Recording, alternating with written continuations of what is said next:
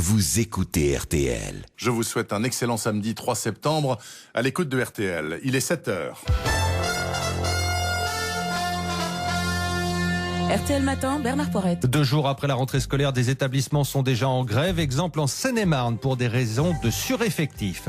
2 jours après leur rentrée, les élèves vont pouvoir profiter d'un week-end pour se remettre de leurs émotions, les petits chéris. Oui, du moins pour ceux qui ont pu rencontrer leur nouveau professeur et prendre connaissance de leur emploi du temps. Car dans certains établissements, les premiers dysfonctionnements sont apparus au grand jour. Au lycée de Noisiel, par exemple, en Seine-et-Marne, dès leur arrivée, les élèves ont été priés de rentrer chez eux et de revenir lundi.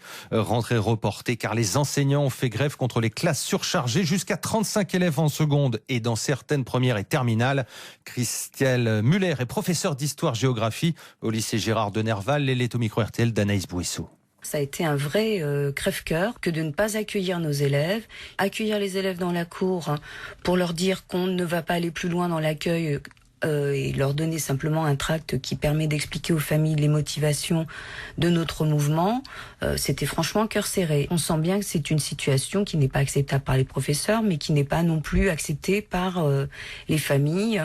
En classe de seconde, où on arrive à 4 classes à 35 élèves, ça veut dire que lorsqu'il y a des bavardages, il y a une difficulté pour les élèves qui souhaitent travailler, qui ont besoin de calme pour se concentrer, de le faire efficacement, que lorsqu'on est en cours de langue à 35, la prise de parole et le développement de capacités de communication orale sont quand même compromises.